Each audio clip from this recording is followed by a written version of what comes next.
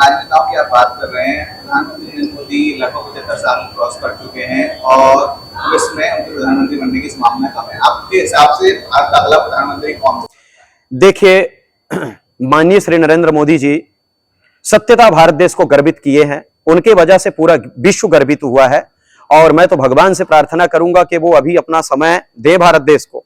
अगर वो अपने पद को छोड़ते हैं, जाते हैं, तो सर्वप्रथम नाम आएगा योगी आदित्यनाथ जी का, दूसरा नाम आएगा नितिन गडकरी जी का, तीसरा नाम आएगा शिवराज सिंह चौहान जी का।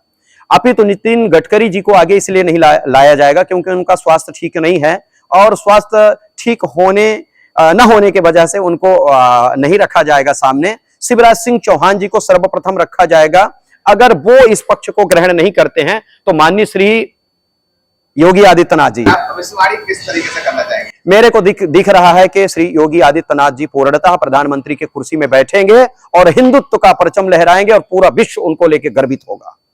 मेरे को तो ऐसा लग रहा है। और कोई पार्टी है, सर केजरीवाल हो गए या राहुल गांधी के बारे में कहते हैं? इनकी बात हम नहीं करेंगे। क्या है कि इनके लिए हमारे पास कोई ऐसा शब्द ही नहीं कि बोलूं, लेकिन एक बात बोल देता हूं।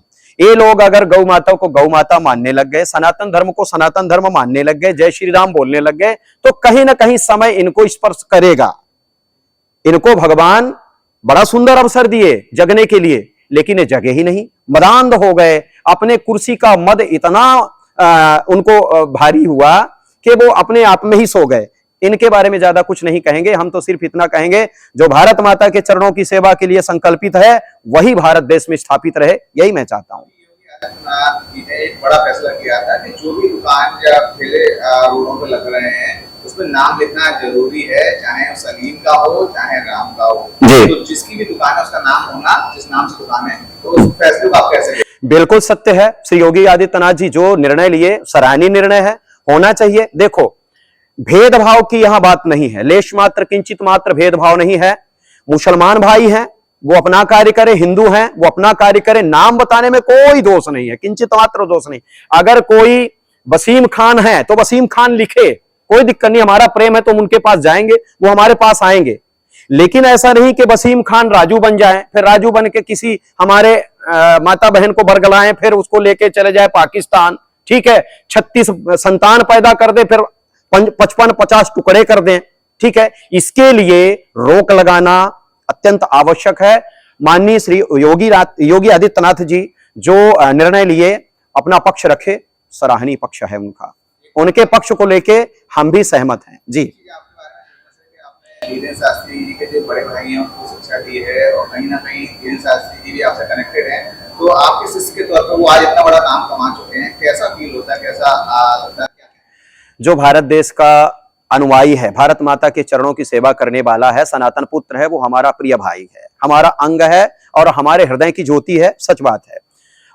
उनके बड़े भैया, बड़े पिताजी के भैया दिनेश गर्ग जी, वो हमारे शिष्य हैं, हमको मानते हैं और हमारे बताए हुए रास्ते पे चलते हैं। और कहीं ना कहीं धीरेन्द्र भी हैं, लेकिन धीरेन्द्र हमसे शिक्षित नहीं है, दीक्षित नहीं है, जानते हैं, मानते हैं। जब उनका भाई ही हमारा शिष्य है तो इतना तो जानते हैं। लेकिन हम सिर्फ और सिर्फ इतना चाहते हैं कि इस सनातन धर्म को मजबूत करने के लिए एकजुटता के साथ हम लोग संकल्प लेके आगे बढ़ें।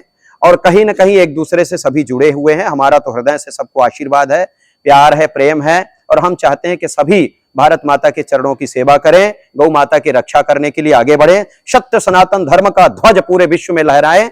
यही संकल्प लेके आगे बढ़े, हम यही चाहते हैं। जी, भारत में कहा जाता है कि हिंदुत्व और सनातनी में एकता नहीं है, उनको क्या ऐसा मैसेज देना चाहिए, क्या कहना चाहेंगे कि भारत के हिंदू हैं वो एक हो और सनातनी हैं वो अपने धर्म को और कहीं ना कहीं हमारे जो सनातनी भाई हैं, हिंदू भाई हैं, वो अज्ञानता के मार्ग को चुन लिए हैं।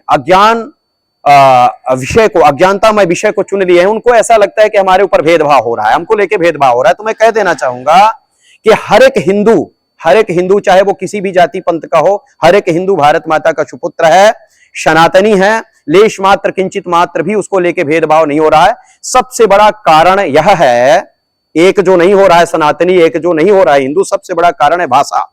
भारत देश में कई प्रांत हैं जिन प्रांतों में अलग अलग भाषा बोली जाती है। और इसका सबसे बड़ा उदाहरण हम इस तरीके से देंगे, जैसे कि एक घर में 5 सदस्य हैं, 5 भाई बहन हैं, और कोई इंग्लिश बोल रहा है, कोई संस्कृत बोल रहा है, कोई उर्दू बोल रहा है, कोई अरबी बोल रहा है, कोई कुछ बोल रहा है, कोई कुछ बोल रहा है, ठीक है ना। अगर एक घर के व्यक्ति ही एक दूसरे की भाषा नहीं समझेंगे, बात नहीं समझेंगे, तो कलह होगा, क्लेश होगा और कहीं ना कहीं घर में कमजोरी आ जाएगी। ठीक उसी प्रकार भारत देश के जितने भी प्रांत हैं, हर एक प्रांतों में सिर्फ और सिर्फ मातृभाषा बोली जाए हिंदी। इस विषय को लेकर राजनेताओं को जोर देना चाहिए। अब जैसे मैं कनाडा सॉरी क्षमा करिएगा, मैं गया दक्षिण भारत, ठीक है, तेलंगाना गया और महाराष्ट्र गया, अब जैसे गुजरात गया।